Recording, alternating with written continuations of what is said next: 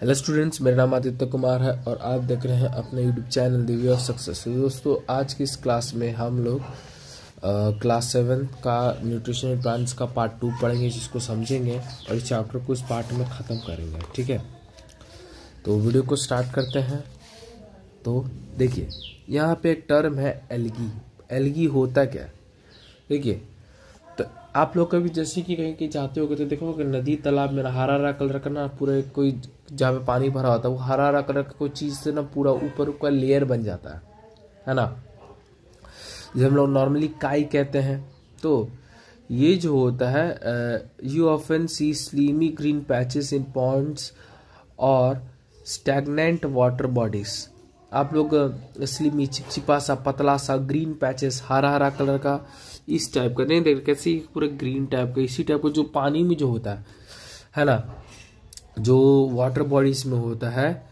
तो ये सब जो होता है ना, एक ऑर्गेनिज्म के द्वारा बनता है, जिसे हम लोग एल्गी कहते हैं। ठीक है, तो एल्गी ग्रीन और स्लीमी ग्रीन पैचेस है जो कि नदी तालाब में पाया जाता है। और ये जो एल्गी है ये अपना भोजन खुद से बनाता है, क्योंकि अपना खुद का क्लोरोफिल होता है। They contain chlorophyll which gives them the green colour, और यही क्लोरोफिल ग्रीन कलर देता है और जिस सबसे क्लोरोफिल के चलते फोटोसिंथेसिस कर पाता है। ठीक है, अब आगे बढ़ते हैं। Synthesis of plant food other than carbohydrate. ठीक है, ये टॉपिक अब सुनिए। You have just learned that plant synthesis carbohydrate through the process of photosynthesis। हमें पता है कि हम जस्ट पढ़ते हैं फोटोसिंथेसिस से प्लांट कार्बोहाइड्रेट बनाते हैं, इसका दूसरा नाम ग्लूकोज है ना। तो जो कार्बोहाइड्रेट जो बनता है वो बनता है कार्बन डाइऑक्साइड से, कार्बन से, हाइड्रोजन से और ऑक्सीजन से। जो कार्बोहाइड्रेट होता है, मतलब कार्बोहाइड्रेट कार्बन से, हाइड्रोजन से, ऑक्सीजन से मिलकर बना होता है। इसका फॉर्मूला होता है C6H12O6। ये आपको 10th में पढ़ना है जाके, अभी आपको फिलहाल नहीं पढ़ना है। बस इतना जानिए कि जो कार्बोहाइड्रेट होता है वो कार्बन से, हाइड्रोजन से और ऑक्सीजन से मिलकर बना होता है। So these are used to synthesize other components of food such as protein, है ना, proteins and fat, but proteins are nitrogen substance which contain nitrogen। तो ये सब चीजें जितने भी चीज होते हैं ना, ये सब जो फूड है, तो फूड टूटेगा तो क्या मिलेगा? फैट, प्रोटीन, कार्बोहाइड्रेट मिलेगा। लेकिन जो प्रोटीन होता है ना, वो नाइट्रोजनस सब्सटेंस होता है प्लांट में। ठीक है, अब सुनिए। अब आप लोग सुने होंगे, कहीं कहीं पढ़े होंगे कि जो नाइट्रोजन प्रेजेंट होता है एयर में, वो तो यानी बहुत ज़्यादा एबंडेंस मात्रा में है, बहुत ज़्यादा अमाउंट में है, कभी ख़त्म ही नहीं होगा। तो प्लांट जो होता है ना, वो नाइट्रोजन को जरूरत होती है और प्लांट उनको डायरेक्टली अब्जॉर्ब नहीं कर पाते। इसीलिए कुछ बैक्टीरियाज होते हैं जो कि प्लांट के जड़ में, सॉइल में पाए जाते हैं। ठीक है, वो क्या करते हैं, उस नाइट्रोजन को, है ना, लेते हैं, है ना, जो कि मतलब convert gases nitrogen into usable form to release into soil. तो उस नाइट्रोजन को कन्वर्ट इस रूप में कन्वर्ट करते हैं कि वो सॉइल में अच्छे से आ जाए, है ना। डायरेक्टली प्लांट नाइट्रोजन को एब्जॉर्ब नहीं कर पाता, तो वो जो बैक्टीरियाज होते हैं वो क्या करते हैं, नाइट्रोजन को एक फॉर्म में बना देते हैं जो कि सॉइल में इजीली रिलीज हो जाए। उसके बाद ये जो सॉइल में नाइट्रोजनस कंपाउंड रिलीज हुए हैं, इसको प्लांट क्या करता है, एब्जॉर्ब कर लेता है विथ वाटर के साथ। तो सुने होंगे कि you might have seen farmers adding fertiliser rich in nitrogen to the soil. तुम देखोगे कि फार्मर्स फर्टिलाइजर डालते हैं सॉइल में जो कि उसमें नाइट्रोजन पाया जाता है, और इस तरीके से प्लांट जो होता है वो अपना नाइट्रोजन की पूर्ति को, नाइट्रोजन जितनी आवश्यकता है उसकी पूर्ति को पूरा करता है। जैसे कि, और नाइट्रोजन अलग अलग कॉन्स्टिट्यूएंट से, अलग अलग चीज़ों में मिलता है, जैसे कि फर्टिलाइजर में भी मिल जाता है नाइट्रोजन, ठीक है, मैन्योर में भी मिल जाता है। तो ये सब चीज़ से प्लांट अपना क्या करता है, नाइट्रोजन की पूर्ति को पूरा करता है। उसके बाद plants can then synthesise protein and vitamin. जब प्लांट को जब नाइट्रोजन मिल जाएगा तो प्रोटीन और विटामिन को बना पाएगा। ठीक है, ये इंपॉर्टेंट था, तो इसको जान लीजिए।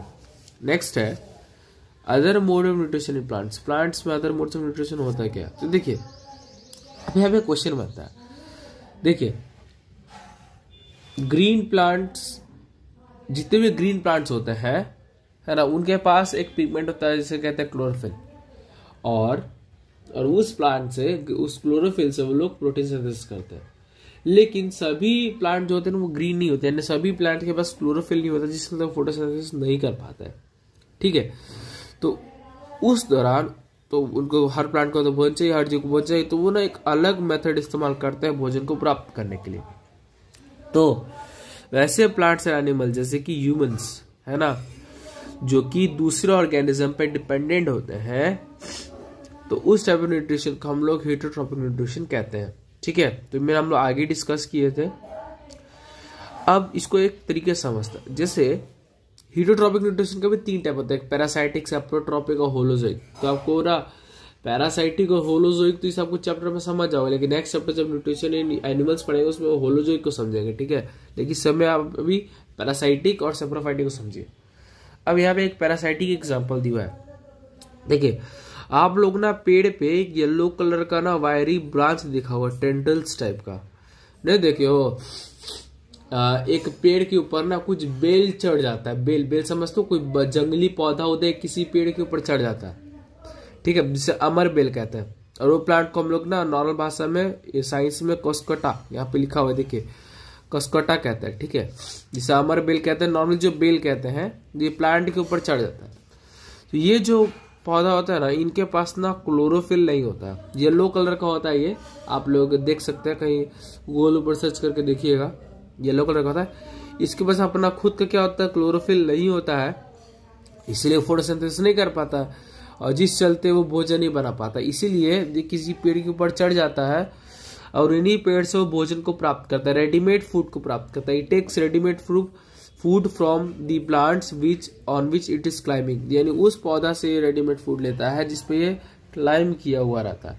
ठीक है, तो वैसा प्लांट जो कि क्लाइंब करे और किसी दूसरे जीव से भोजन ले, नॉर्मली तो समझे कोई भी जीव जो कि दूसरे जीवों से भोजन लेता है बिना उन्हें मारे। तो क्या ये पौधा जो अमरबेल है, ये एक पेड़ पे चल रहा है, उससे भोजन ले रहा है, तो क्या उसको मार रहा है? जी नहीं मारा, बस तो भोजन ले रहा है। तो ऐसा पौधा जो कि किसी बाहरी चीज को, किसी बाहरी जीव को अपने से ही भोजन बना के दे, बिना उनसे क्षति मतलब ग्रसित हुए। जैसे कि मतलब कोई पौधा है जो कि किसी से भोजन प्राप्त करता है बिना उन्हें मारे, तो इस टाइप के जो पौधे जो भोजन देते हैं उस दौरान, तो उसको हम लोग होस्ट कहते हैं। ठीक है, और वैसे जीव जो कि जैसे कस्क्योटा लाइक पौधा जो कि किसी दूसरे जीव से भोजन लेता है, मैंने क्या बोला, तो किसी दूसरे जीव से भोजन लेता है, तो उन्हें हम लोग पैरासाइट कहते हैं। तो होस्ट मतलब जो कि भोजन दे, पैरासाइट मतलब जो भोजन ले। ठीक है, तो ये चीज हो गया। अब पहली यहाँ कह रही है कि पहली wants to know whether mosquito, bed bugs, lice and leeches are suck our blood do they are also parasites. क्या मॉस्किटो जो हमारे शरीर से मच्छर लेता है ना, लाइस यानी बेड बग्स, लाइस यानी जो हमारे बाल में डील प्रेजेंट होता है, लीचेस यानी जोंक, तो क्या ये सभी पैरासाइट होता है? ऐसा पैरासाइट होता है क्योंकि ये सभी हमसे भोजन लेता है, हमारा खून लेता है, लेकिन हमें तुरंत दूसरे में तो कुछ नुकसान नहीं ना करता है जी। तो वो चीज हो गया। ठीक है, तो एनिमल्स के साथ साथ प्लांट्स भी क्या हो सकते हैं, पैरासाइट हो सकते हैं। ठीक है, तो ये सब हो गया। अब आगे देखते हैं। हैव यू सीन और heard of plants that eat animals? There are few plants which trap insects and digest them. क्या तुमने सुना है कि कोई प्लांट्स किसी एनिमल्स को खाता हो, चाहे किसी कीड़े मकोड़े को खाता हो, है ना? तो कुछ ऐसे प्लांट्स होते हैं जो कि इंसेक्ट्स को खाते हैं और इन्हें डाइजेस्ट कर जाते हैं, तो इन्हीं प्लांट्स को हम लोग इंसेक्टिवोइडस प्लांट्स कहते हैं। इसको अंडरलाइन कर लीजिए, यहां से कीजिएगा यहां तक। ठीक है, तो the organisms who trap the insects and digest them for their nutrients, है ना? तो this type of plants are called insectivorous plants. समझ गए? तो देखिए, तो ये सब होता है। ये इतना बेसिक रही है कि जैसे कि कुछ प्लांट्स होते हैं वो ग्रीड होते हैं, कुछ ग्रीड होते हैं। तो जो ग्रीड होते हैं वो अपना खुद से खराब बनाते हैं, जो ग्रीड होते हैं ना, तो उनका भी बहुत तरीका है। कितना प्लांट जो ग्रीड होते हैं वो कीड़े मकोड़े को खा के अपना भोजन प्राप्त है। जैसे कि एक प्लांट है पिचर प्लांट, या फिगर में देख सकते हो, ये पिचर प्लांट है। देखिए होता क्या है ना, कीड़ा ये एक जग लाइक स्ट्रक्चर होता है, और इसमें ना इसका जो लीफ होता है ना, और इसको जो लीफ है, एज जो लीफ का स्ट्रक्चर है ये मॉडिफाई हो गया। देख यहाँ पे देख सकते हैं, देखिए लीफ का स्ट्रक्चर कैसे मॉडिफाइड है, इसपे ना यही फंसा हुआ है, ये जग लाइक स्ट्रक्चर। इसमें क्या होता है कि इसका लीड होता है, ये लीड खुला रहता है, और इसके अंदर से ना बहुत अच्छा अच्छा सुगंध निकलता है, जैसे कि हरी उरी कैसे बनता है, नेक्टर उक्टर, अब पढ़े हुए नेक्टर सुने होंगे, तो ना तो इसमें से बहुत ज्यादा सुगंध निकलता है जूस टाइप का। तो ना बहुत सारे कीड़ा मकोड़ा इसपे इंसेक्ट होता है, और वो क्या करता है इस लीफ के जो एपेक्स पार्ट में, यानी एपेक्स से ऊपर हिस्सा, यहाँ पे आके बैठ जाता है, ठीक है। अब इसमें इसका जूस रहता है, इसको देखता है कि चलो जूस है, इसको ले गया हरी उरी बनाएंगे, मधुमक्खी सोचती होगी, तो वो क्या हो जाता है कीड़ा, वो जो जीव होता है ना वो इसमें आके घुस जाता है। जैसे ही वो इसमें घुसता रहा, ये लीड जो होता है ये बंद हो जाता है पिचर प्लांट का, ये बात इसका बंद हो गया, तो कीड़ा किस में चला गया, इसके अंदर चला गया। और कीड़ा जैसे ही इसके अंदर गया रहा, तो इसके शरीर में ना है ना एक डाइजेस्टिव जूसेस निकलने लगते हैं पिचर प्लांट के, और वो उसको ना सड़ा, मतलब उसको जूसेस बार उड़ के उसको खत्म कर देते हैं, और उस तरीके से इंसेक्टिवोरस प्लांट क्या करता है, अपना न्यूट्रिएंट्स लेता है। तो वैसे प्लांट्स जो कि कीड़े मकोड़ा खाकर अपना भोजन को ले प्राप्त कर, सब न्यूट्रिएंट्स प्राप्त करे, तो उस टाइप के प्लांट्स को हम लोग इंसेक्टिवोरस प्लांट्स कहते हैं, ठीक है। तो चीज जान लीजिएगा।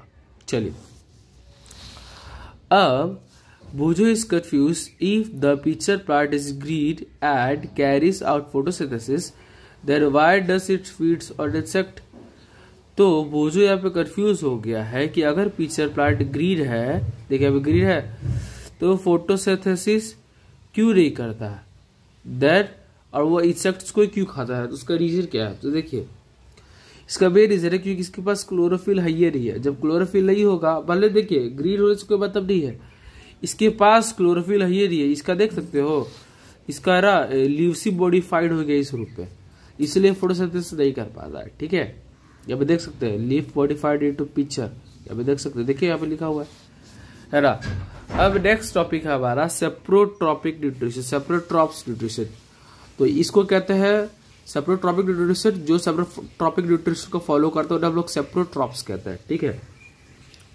तो you might have scene packets of mushroom sold in vegetables, जो मशरूम के पैकेट्स होते हैं वो वेजिटेबल्स के रूप में सोल्ड किए जाते हैं, ठीक है, मार्केट में।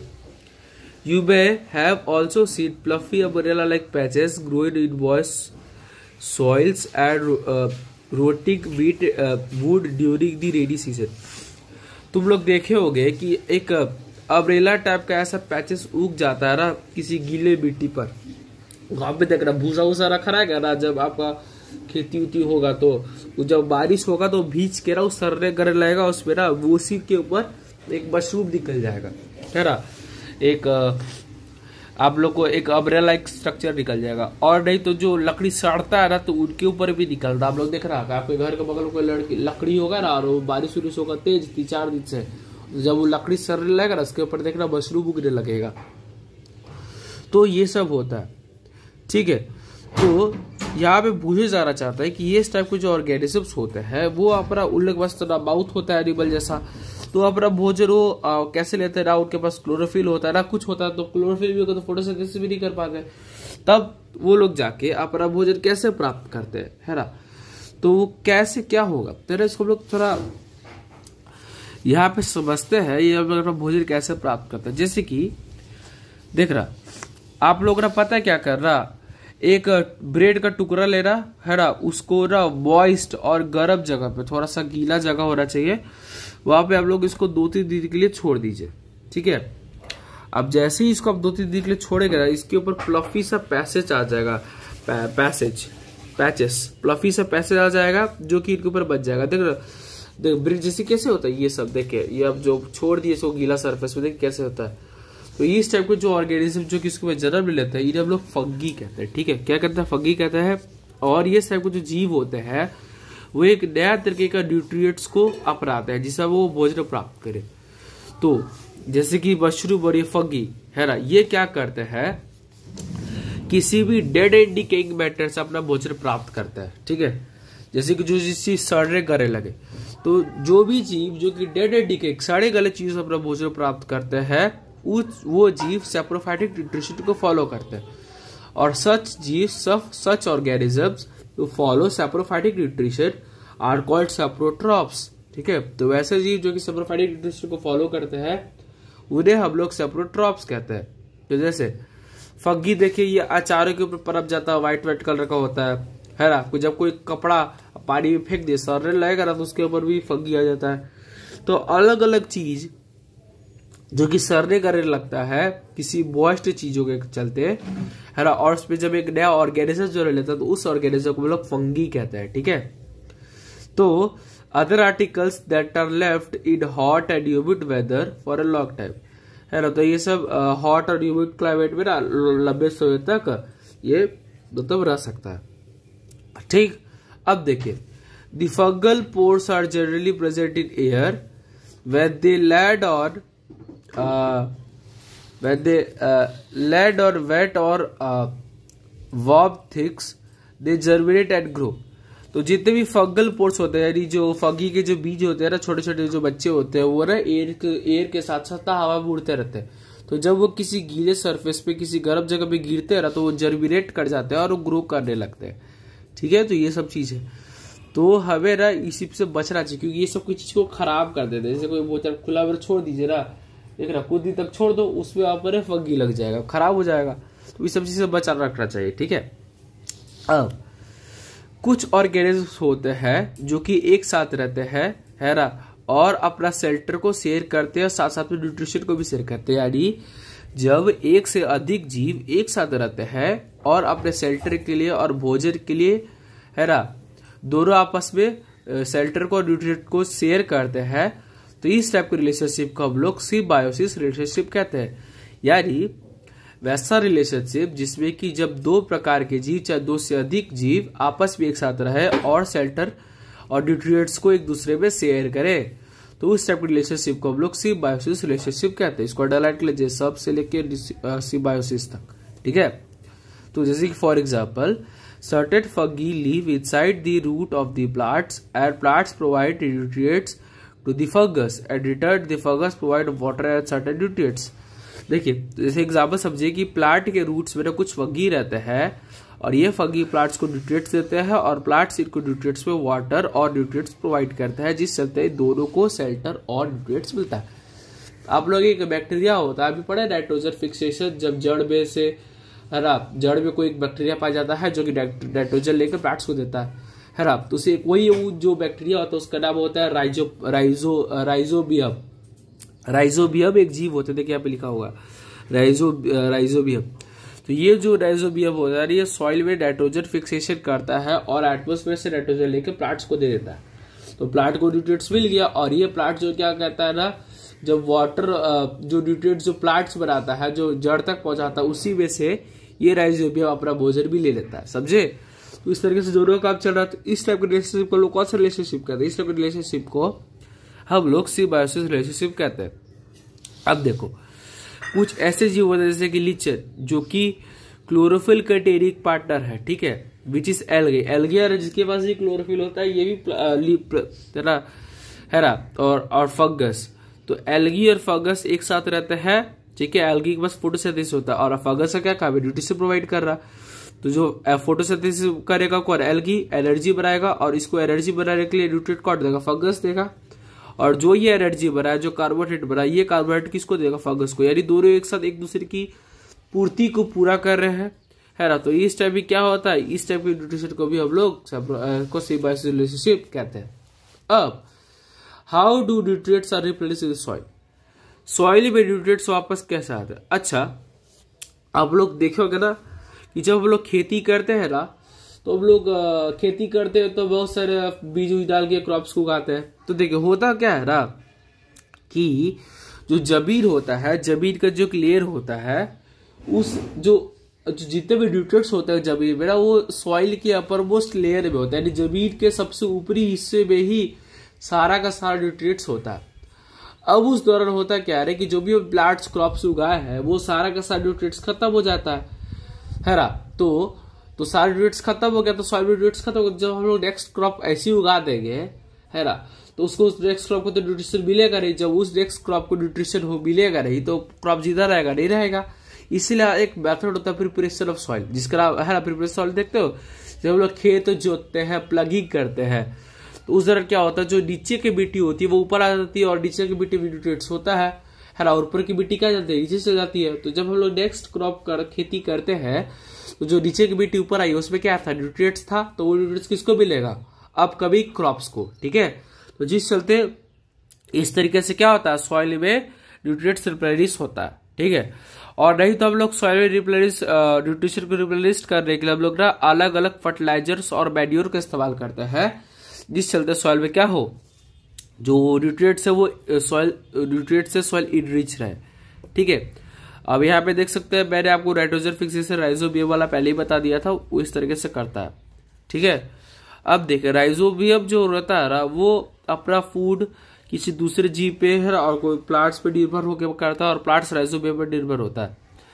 तो राइबोजियम होता है वो किसी प्लांट के जड़ में पहले से ही प्रेजेंट होता है, जैसे कि आप लोग चना का रूट हो गया, पीस का है ना, बटर का, मूंग के दाल का, बीन्स का, तो और लेग्यूमिनस यानी जो दाल वाले पौधे होते हैं, तो ये सब मेरा पहले से राइबोजियम प्रेजेंट होते हैं जो कि नाइट्रोजन फिक्सेशन को करते हैं। ठीक है, और ये प्लांट से ही शेल्टर लेते हैं, प्लांट से ही फूड का आदान प्रदान करते हैं। ठीक है, तो इस टाइप की रिलेशनशिप को हम लोग कौन से कहते हैं, सिम्बायोटिक रिलेशनशिप चाहे सिम्बायोसिस रिलेशनशिप, जो मैंने आपको पहले ही बता दिया।